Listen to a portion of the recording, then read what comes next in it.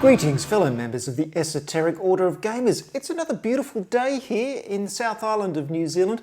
Most normal people would be outside enjoying the weather and the scenery, but I'm not normal. I'm going to stay inside and have a look at this fantastic thing I just got from Games Workshop. Yes, it's their new version of Dungeon Bowl. Now before we get started, I must point out that Games Workshop sent me a copy of Dungeon Bowl for free so I could show it off to you. Now the original edition of this came out in 1989, quite a long time ago. It was called Elves, Dwarves and Dungeon Bowl, and it had obviously the elves and dwarves playing together or against each other in this variant of Blood Bowl. It is a variant, but it's self-contained, and it's all about playing Blood Bowl in a dungeon. So it mixes Blood Bowl and the kind of dungeon crawl experience. As far as I know, nothing happened after the 1999 edition. That was after second edition of Blood Bowl, which was 1988. And I think there was a compendium later on for it, some extra rules and stuff, but after that it kind of died. And here we are in 2021, 30 years later, and they've come up with this new edition, Dungeon Bowl. It looks fantastic and a lot of fun. Another funny thing, Dungeon Bowl came out in 1989 and there was a brief period there where Games Workshop used to put an icon on the box saying 3D roleplay hobby game, which at the time I remember thinking, that's really weird. It's not a role-playing game, it is just a hobby game, and I suppose it's 3D, it's got miniatures, but the rest isn't 3D. It was a funny bit of marketing. Anyway, back to Dungeon Bowl. Here we are with the brand new edition. Very exciting indeed. Let's have a look in the box. And of course, as with all Games Workshop games, the first experience is looking at all those lovely miniatures. Heaps going on here. Now, as I said, in the original edition, it was elves and dwarves. In this one, they've decided to do something different, and they have teams based on the circles of magic. But we'll get into that in a moment. We've got some bases, of course. These are the same templates that you get in your normal Blood Bowl game. So the scatter template and the range ruler and all that kind of stuff. Some dice, and these are really nice looking dice actually. Let's open this up. Look at that, they're quite lovely, kind of slightly translucent. Really nice dice. Very high quality. There's even, what's this? This looks like a 16-sided dice. That's a bit unusual. There we go. So you've also got some scenery. There's portals and some chests as well as part of the game. And then you've got your miniatures for the two teams. We'll have a look at those in a moment. Little divider here so nothing gets damaged. And I was surprised to see this, a hardcover rulebook. So quite surprisingly high quality. I thought for this game that there'd just be a soft cover book, but no, you get this lovely hardcover book. And this gives you all the rules for Dungeon Bowl. So here's the College of Fire. These are the teams. Let's have a close look.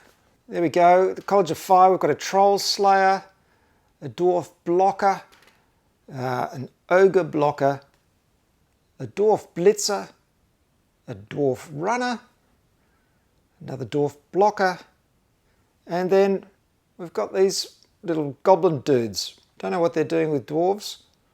Actually, they're called Noblars. I don't even know what a Noblar is. There you go.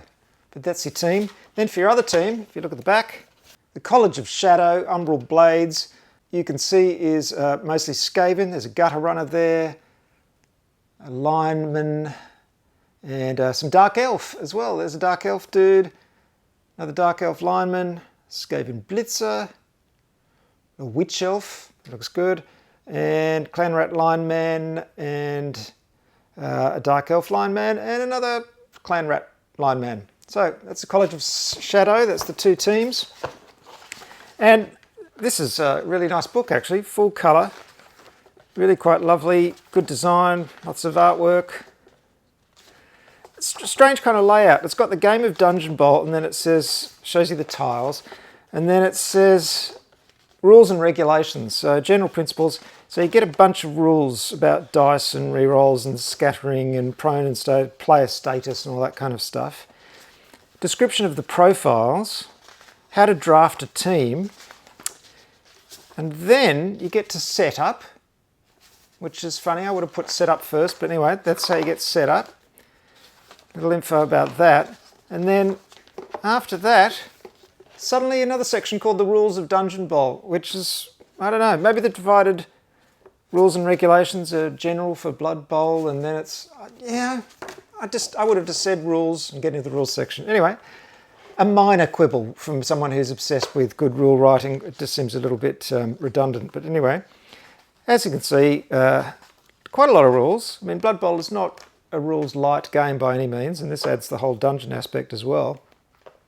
I never played the original Dungeon Bowl, so I'm really looking forward to playing this.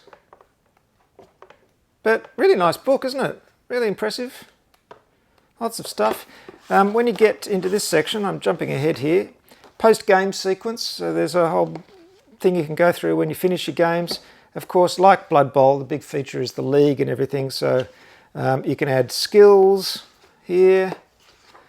Heaps and heaps of extra stuff. Inducements. That's extra things. Magic as well. League and exhibition play. So league play, as you know, is a big aspect of Blood Bowl. So you can do that here as well.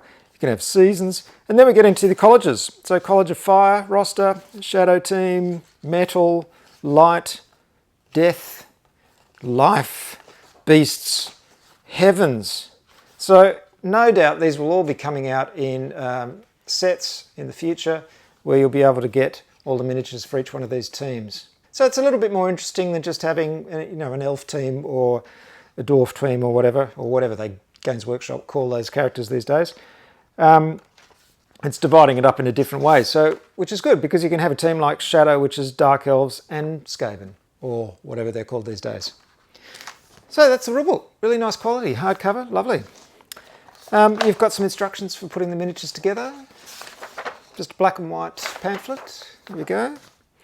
That's tiles. We'll get onto those in a moment. A couple of nice cheat sheets, which is good to see. They're quite large, but it's great to have all the crucial information on that. And of course, I'll be doing a rules summary and reference of my own. The Esoteric Order of Gamers will have one for you, which you can download from my website at orderofgamers.com when I get around to doing it. So 2 cheat sheets, a little basin here. And then we have the tiles. Now, these were wrapped in plastic originally. I've already undone them and had a look at them. You have some very nice double-sided tiles. There's your dugout, of course. Got a couple of those.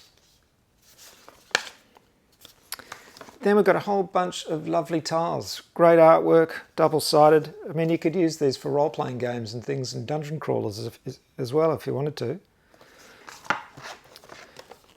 These ones, of course, have to be punched out.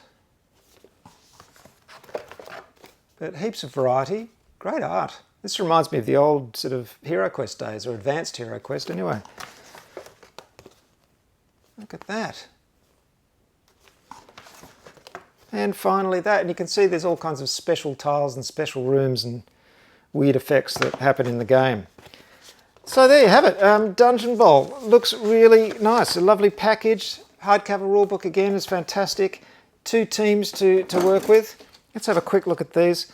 You know, I can't really show you much on the sprue, except they're, as always, the fantastic Games Workshop quality. Here are all the pieces for Blood Bowl, and I've got them on a sheet here ready for priming. You can see under the base I've attached a rare earth magnet with a little bit of super glue and green stuff. And in fact, this sheet that I use is a thin strip of steel. So I can just pop them on there and take them out and prime them all. Anything like this are just attached with a little piece of blue tack to keep them on the sheet. This way I can prime the whole lot in one spray.